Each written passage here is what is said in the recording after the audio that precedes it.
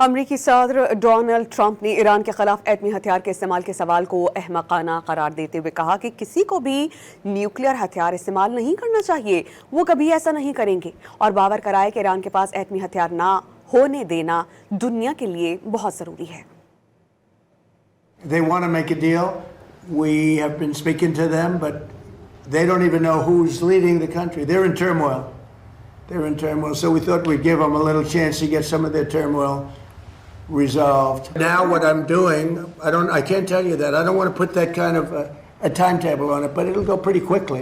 I took the country out militarily in the first 4 weeks. I took it out militarily. Now all we're doing is sitting back and seeing what deal. And if they don't want to make a deal, then I'll finish it up militarily with the other 25% of the targets. We've hit 78% of the targets.